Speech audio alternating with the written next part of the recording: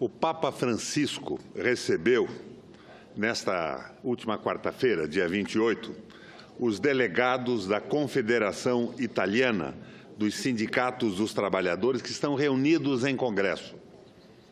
O que o Papa disse, eu passo a transcrever agora.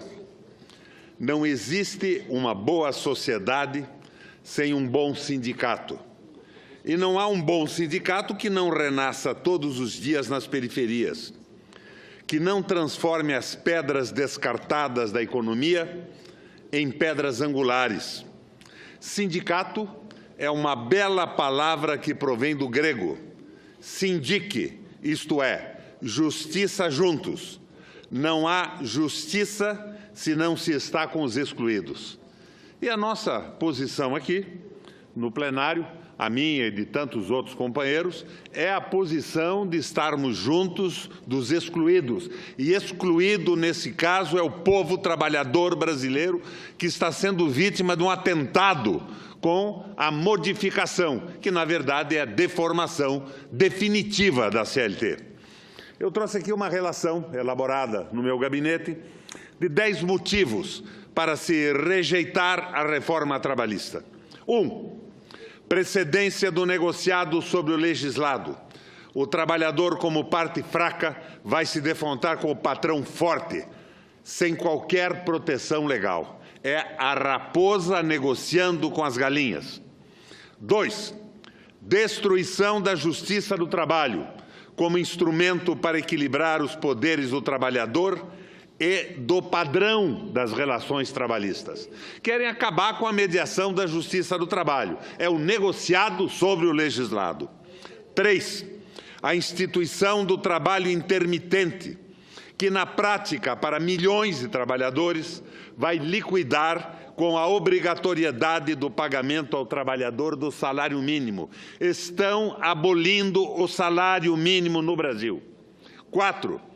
A impossibilidade prática de novos trabalhadores se aposentarem, sobretudo quando se considera a possível generalização do trabalho intermitente. 5. O enfraquecimento planejado dos sindicatos em termos financeiros, com a retirada abrupta do imposto sindical. 6.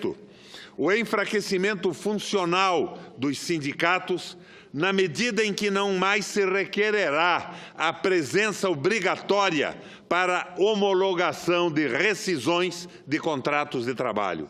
7. A generalização da terceirização, inclusive em setores empresariais de atividades afins, com inevitável precarização do mercado de trabalho em larga escala. 8. A pejotização é a transformação do trabalhador em pessoa jurídica, generalizada da força de trabalho. Cada trabalhador vai se transformar em uma empresa, sem direito a férias. 13º, descanso remunerado, recolhimento do fundo de garantia, desconto para a Previdência. As empregadas domésticas, por exemplo, recentemente reconhecidas como trabalhadoras, serão compelidas à pejotização, a se transformarem em pessoas jurídicas, retornando à condição anterior de trabalhadoras precárias. 9. A jornada de trabalho poderá ser estendida ilimitadamente, pois dependerá de negociação direta entre trabalhadores e empregadores. Em uma circunstância como a de hoje, com quase 14 milhões de desempregados, é de se prever que o trabalhador aceitará jornadas de trabalho estendidas. 10º, o projeto admite que mulheres grávidas ou lactentes trabalhem em locais insalubres. Dependendo da avaliação sobre tais condições de médicos vinculados ao empregador. O dado mais extravagante, levado pelos proponentes da reforma, é que ela resultará em criação de empregos. Isto é absolutamente falso. Ao contrário, A reforma é destruidora de empregos formais, pois os empregadores não perderão tempo em trocar empregados seletistas por trabalhadores autônomos não registrados na CLT. Em situação de depressão, uma depressão jamais vista no Brasil, com a precarização do mercado de trabalho, a troca será inevitável. Ao contrário, sempre dependerá de aumento do consumo o desenvolvimento econômico, o que só ocorrerá com o aumento do emprego e dos salários. No mais, presidente, essa proposta está na contramão de tudo o que aconteceu no mundo em recessões semelhantes à que vivemos. Na Alemanha, o governo, nas mãos do economista Yarmar Schacht, reduziu o pagamento de juros na rolagem da dívida a quase nada e fez uma negociação com as grandes empresas nacionais para o restabelecimento da infraestrutura do país, as autobans, as siderúrgicas, as hidrelétricas, e garantiu para as pessoas que investissem nesses projetos uma taxa interna de retorno garantida pelo Banco Central, que chamou-se MOF. Em 6 meses, o trabalho havia sido retomado. Não havia aí uma grande preocupação com os trabalhadores, mas com a economia. Isso era o tal nacional-socialismo, mas funcionou. Já nos Estados Unidos, no New Deal, no novo pacto, sob o comando de Franklin Delano Roosevelt, a coisa foi aperfeiçoada.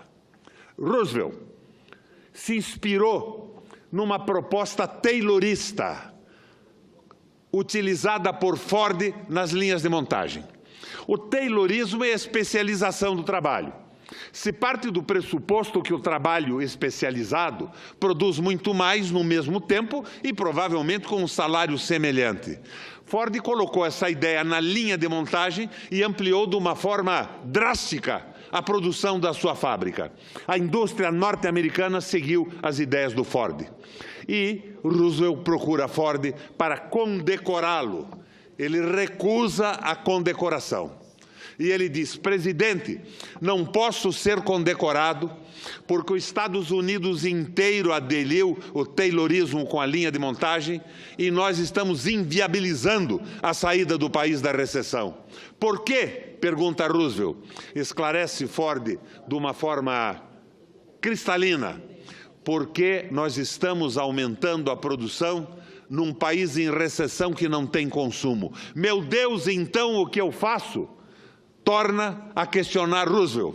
E Ford dá a solução, que se transformou no novo pacto, ou parte dele nos Estados Unidos. Presidente, diminua a carga horária dos trabalhadores por lei e aumente o salário. Desta forma, nós estaremos recompondo a capacidade de consumo do país e resolvendo o problema da demanda reprimida. Foi o que Roosevelt fez. Reduziu a carga horária e aumentou o salário. Mais trabalhadores entraram no processo. E Ford, que era um gênio da produção automatizada em linha de montagem no mundo, dizia que ele não poderia ter na sua fábrica um trabalhador que com o seu salário não pudesse comprar um automóvel que na fábrica era produzido. Este é o Fordismo. Roosevelt acrescenta a isso algumas ideias do Schacht, todas ordenadas finalmente por Keynes, e passa a criar déficit público, a investir com déficit, investir mais do que arrecadava, em hidrelétricas, em portos, em hospitais, em escolas, na infraestrutura americana. E este investimento pesado recupera o círculo virtuoso do desenvolvimento econômico e da criação de empregos nos Estados Unidos. O que é que estamos nós fazendo aqui, neste raio desse governo equivocado? Ao invés de criarmos empregos, estamos reduzindo a possibilidade de empregos, diminuindo os salários e acabando com a demanda. Ao invés de desenvolvimento, estamos criando uma situação, senadora Regina, que não valerá a pena abrir uma pastelaria ou uma loja para vender empadas, porque não haverá capacidade de consumo por parte de um povo semi-escravizado e desempregado. Minha gente, e o Senado está votando isso.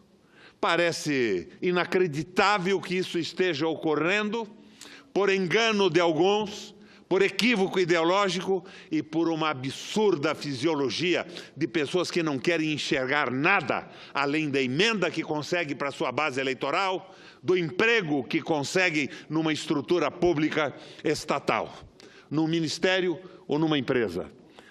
O Brasil está numa situação muito difícil, mas essa ideia de fazer essas reformas liberais para incluir o Brasil no mercado mundial sofreu hoje uma batida muito pesada por parte do Donald Trump, presidente dos Estados Unidos, que resolveu vetar a entrada do Brasil na OCDE, no mercado comum europeu.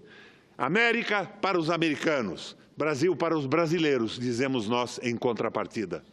E todas essas reformas eram para impor ao Brasil as regras do grande capital que administra a União Europeia. A liberalização, a venda da terra, a desnacionalização do petróleo, a escravização do trabalho.